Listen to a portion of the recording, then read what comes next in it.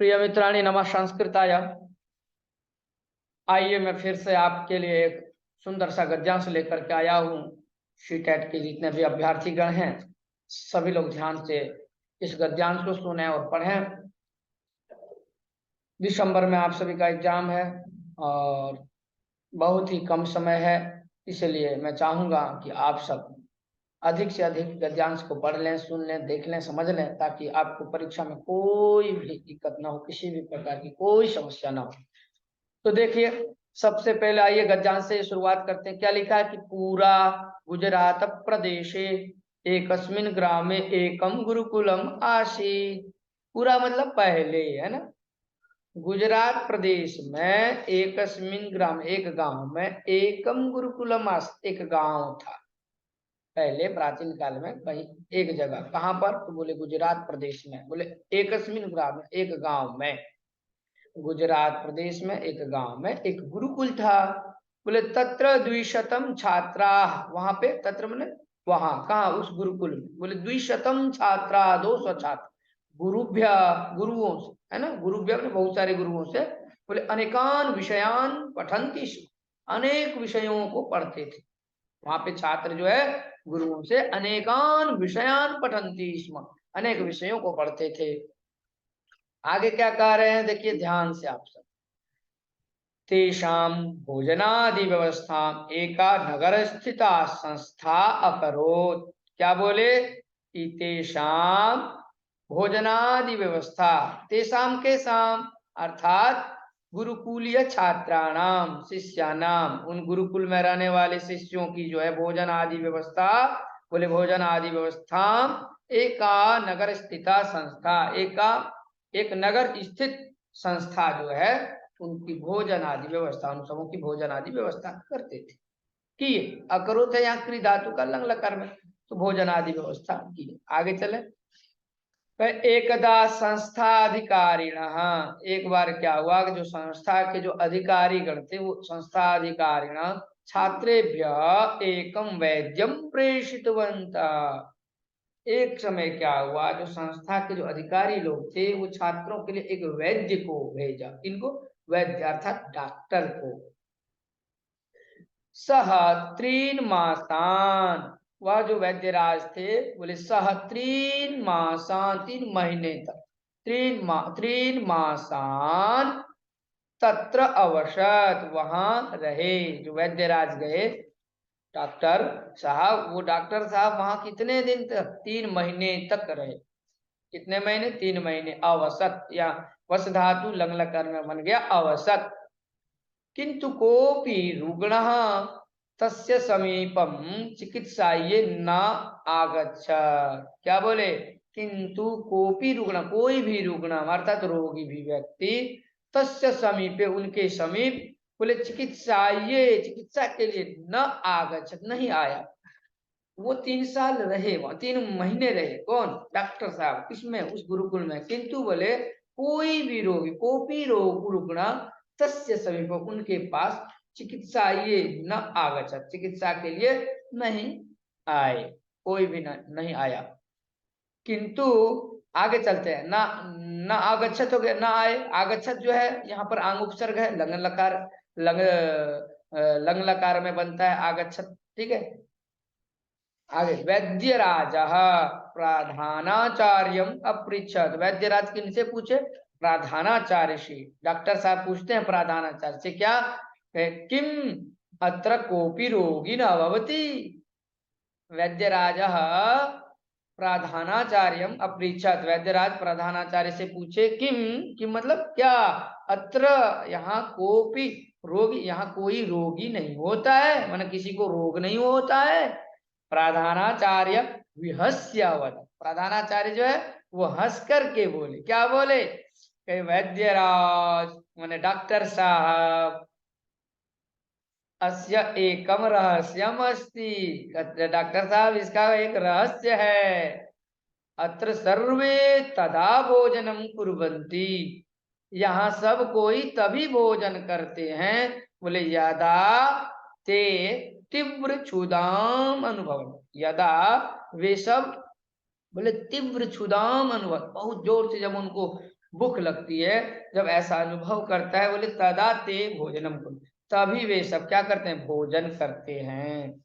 जब उनको भूख लगती है, बहुत जोर से अनुभव जब वो करते हैं भूख का, बोले यदा तेषाम भोजनम तृप्ति भवति, यदा तेषाम भोजने न तृप्ति भव, जब भोजन करते हैं और उस भोजन से जब उनको तृप्ति मिलती है, बोले तृप्ति भवति, बोले ततः पूर्वमेव ते भोजनम त्यजन, भोजन करते करते जैसे ही उनको तृप्ति मिलती है, उससे पहले ही, तथा पूर्वम एव, उससे पहले ही ते भोजनम त्यजंती, वे क्या करते हैं, भोजन को छोड़ देते हैं, खाना खाने छोड़ देते हैं, जैसे ही उनका पेट भरने लगता है, तृप्ति होने लगती है, उससे पहले ही भोजन छोड़ देते हैं।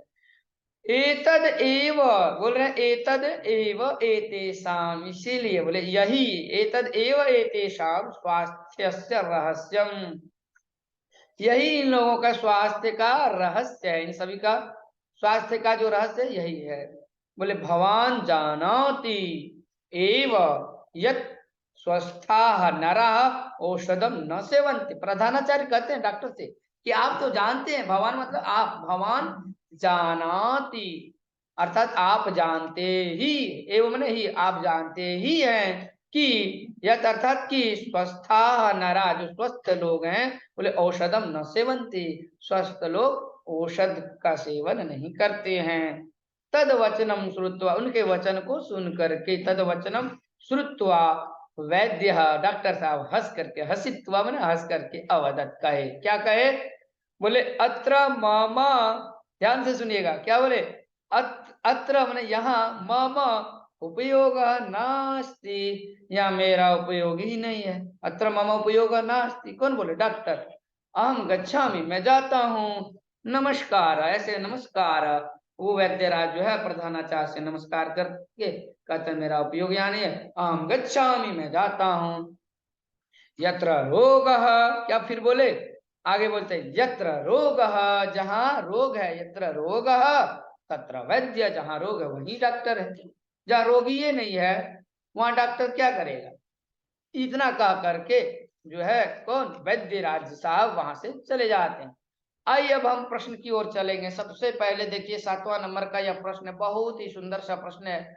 क्या प्रश्न है, बोले कति छात्राः गुरुकुले पठन्ति स्म, इतना सुंदर प्रश्न, बहुत सरल प्रश्न है, कितने छात्र गुरुकुल में पढ़ते थे, बोले द्विशतम व द्वयाधिक द्विशतम ने 200 है कि 202 कि 102 या 2002, तो आप सब जान रहे हैं कि 200 छात्र जो है उस गुरुकुल में पढ़ते थे, तो 200 हो जाएगा या द्विशतम, ए नंबर सही हो जाएगा 7वां का। 8वां नंबर प्रश्न की ओर चलेंगे, ध्यान पूर्वक आप देखेंगे, कहीं कोई प्रश्न हो, आपके मन में कोई जिज्ञासा हो तो आप निश्चय ही निसंदेह आप कमेंट्स बॉक्स में कमेंट्स करें। 8वां प्रश्न देखिए, कई वैद्य राजा कम पृष्ठवान, वैद्य राज जो है किनसे पूछे, प्रधानाचार्यम की संस्थाधिकारिण या अभिभावकान या छात्रा, तो इसका सही सही उत्तर यदि देखें तो वैद्य राजा प्रधानाचार्यम पृष्ठवान, किनसे, प्रधानाचार्य से, तो 8 का ये आंसर हो जाएगा आपका ए। ठीक, अब आते हैं हम 9वें नंबर की ओर। 9 नंबर में कह रहा है विहस्य पदे प्रत्यय अस्ति, विहस्य में कौन सा प्रत्यय है, तो हमने पढ़ते वक्त उसी समय गद्यांश में ही कहा था, वी क्या है, उपसर्ग है, और उपसर्गों की संख्या होती है 22, तो वी उपसर्ग है और हस धातु है और लेप प्रत्यय का प्रयोग हुआ है, तो जब वी उपसर्ग लगता है तो वहां लेप प्रत्यय का हम प्रयोग करते हैं, न कि त्वा, तो जब जब उपसर्ग आएगा तब तब त्वा भाग जाएगा, इसीलिए यहाँ पर बोले कौन सा, इसमें प्रत्यय क्या, बोले ए नंबर लेप की, बी नंबर य की, सी नंबर त्वा की, डी नंबर क्यप, तो आप सही आंसर लेप दे देंगे। विहस्य में कौन सा प्रत्यय है, लेप प्रत्यय है। आइए 10 नंबर की ओर चलेंगे। त्यजंती इति पदे धातु अस्ति, जो त्यजंती है ना, ये क्रियापद त्यजती त्यजता त्यजंती, तो इस इति पदे में, इस पद में बोले धातु अस्ति, कौन सा धातु, तर्ज है, ए नंबर तर्ज की, बी नंबर त्यज की, सी नंबर त्यज और डी नंबर त्यज, तो सही आंसर यदि जाए सी होगा त्यज, क्यों, त्यज धातु छोड़ने के अर्थ में त्यजती त्यजता त्यजंती बनता है, ठीक है, तो त्यज, त्यज यहाँ धातु है, कौन सा धातु है, त्यज धातु। इस प्रकार से हम लोगों ने ये 10वां प्रश्न देख लिया। इसके साथ अब हम आगे चलते हैं। इस प्रकार से 10वां प्रश्न हो गया। अब आते हैं हम 11वें प्रश्न की ओर। देखिए क्या लिखा है, नगर स्थिता इति पदे समास अस्ति, नगर स्थिता में समास है, अब कौन सा समास है, बोले अव्ययी भाव है कि बी नंबर द्वंद्व है कि सी नंबर कर्मधार है कि डी नंबर, तो अव्ययी भाव में जो समास है वो तत्पुरुष समास है। नगर अव्ययी भाव, क्षम्यताम, नगर स्थिता में जो समास है वो तत्पुरुष समास है। 4 ऑप्शन दिया है, नगर स्थिता पूछ रहा है, यहाँ पर नगर स्थिता में कौन सा समास हुआ है, अव्ययी भाव हुआ है कि द्वंद्व हुआ है कि कर्मधारय हुआ है कि तत्पुरुष हुआ है। तो इसका सही आंसर होगा डी, नगरे स्थिता इति नगर स्थिता सप्तमी तत्पुरुष, नगर में स्थित, तो नगर स्थित हो गया यहाँ तत्पुरुष समास। आइए 12वें प्रश्न की ओर। क्या बोले, भोजनादि व्यवस्था पदे अस्ति विभक्ति अस्ति, जो भोजन आदि व्यवस्था में ये पद है इसमें कौन सी विभक्ति है, षष्ठी की, सप्तमी की, तृतीया की, द्वितीय। डी नंबर इसका सही आंसर होगा द्वितीय। क्यों द्वितीय हुआ, तो भोजन आदि व्यवस्था एक पद है, तो भोजन आदि व्यवस्था, भोजन आदि व्यवस्था, तो यहाँ द्वितीय एक वचन हो गया।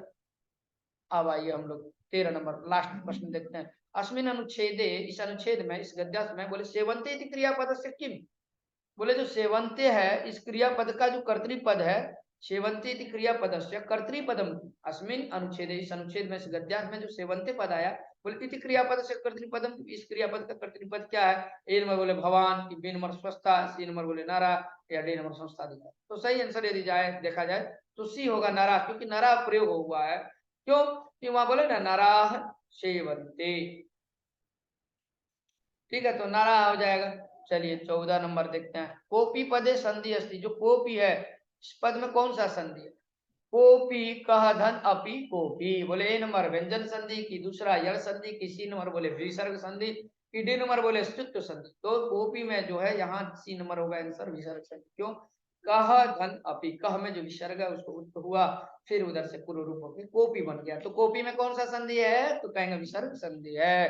तो 14वां प्रश्न हो गया। अब आइए आगे 15वां प्रश्न की ओर, लास्ट प्रश्न है आपका ये। बोले अत्र मम उपयोग न अस्ति, क्या बोले कि अत्र माने यहाँ, कौन बोल रहे थे, डॉक्टर साहब वैद्यराजी तो कहे, जब यहाँ कोई रोगी है ही नहीं तो मेरा कोई, मेरा यहाँ मेरी उपयोगिता ही नहीं है, कोई उपयोग नहीं है। बोले अत्र मम उपयोग न अस्ति इति वाक्य, इस वाक्य में बोले मम सर्वनाम पदम, यह मम जो सर्वनाम पद आया है, बोले कस्मै प्रयुक्तम, किसके लिए प्रयुक्त हुआ, बोले वैद्य राजाय, छात्रेभ्य, या प्रधानाचार्य, या रुग्णेभ्य। तो या तो आप समझ जाइए कि ये जो माम यहाँ आया है, अत्र मम आया है, मम ये षष्ठी विभक्ति एक वचन का रूप है, इति वाक्य मम सर्वनाम पदम कस्मै प्रयुक्तम, तो ये वैद्य राजाय हो जाएगा। क्यों, वैद्य राज जो है वो प्रधानाचार्य से कह रहे थे कि अत्र मम उपयोग नास्ति, मैंने इस गुरुकुल में मेरा कोई उपयोग नहीं है, तो ये वैद्य राज के लिए यह जो है सर्वनाम पद आया है। ठीक है, तो इसके साथ हम लोगों ने देखा कि 15 प्रश्न की हम लोगों ने बड़ा ही आसानी पूर्वक, सरलता पूर्वक कर लिया, सही सही इसका उत्तर भी देख लिया। इसके बाद भी यदि कोई समस्या हो, कुछ जानना चाह रहे हो, तो आप निश्चय ही कमेंट्स करें, कमेंट्स करना आप न भूलें। तो इस प्रकार से जो है आपका यह गद्यांश समाप्त हो गया। मैं सुंदर सुंदर इस प्रकार सरल से सरल और अच्छा अच्छा जो है, जो इम्पोर्टेंट है, महत्वपूर्ण से महत्वपूर्ण हम गद्यांश को आपके लिए लेकर के आएंगे। आप प्रतिदिन देखते रहें, ये जिस प्रकार से देख रहे हैं आप 9वां गद्यांश है, तो इस तरह हम 40-50 लगभग इतना गद्यांश पढ़ा देंगे ताकि आपको जो है आसान लगे, उसके प्रश्नों को आपको देखने में काफी सरलता महसूस हो और सही प्रकार से आप कर लें। 10 दिन बचा है, लगभग 10 से 15 दिन, 20 दिन है, ज्यादा दिन है नहीं आपके पास, तो आप अधिक से अधिक वीडियो को देखें। नए हैं तो सबसे पहले चैनल को सब्सक्राइब कर लें, लाइक करें, वीडियो को शेयर करें, शेयर करना ना भूलें, क्योंकि जब आप शेयर करते हैं तो ज्ञान का प्रचार प्रसार होता है अधिक से अधिक, और जितना ही आप संस्कृत भाषा का प्रचार प्रसार करेंगे उतना ही हमारे भारतीय संस्कृति का क्या संरक्षण होगा, संस्कृति का संरक्षण होगा, संस्कार बढ़ेगा, लोगों के अंदर संस्कृत के प्रति भावनाएं जगेगी, है भावनाएं जगेगी, संस्कृत से प्रेम होगा। तो मैं ज्यादा नहीं कुछ कहूंगा, आप फिर से मैं आपके लिए कल लेके आता हूँ एक नया गद्यांश। तो तब तक के लिए नमः संस्कृताय, नमो नमः। फिर मैं मिलता हूँ, और आपको कोई भी कमेंट्स, कोई भी मन की जिज्ञासा है, कुछ भी पूछना हो तो आप जरूर कमेंट्स बॉक्स में कमेंट्स करें। आज के लिए इतना ही। नमः संस्कृताय, नमो नमः। मिलते हैं हम फिर कल सुबह 6 बजे। नमो नमः।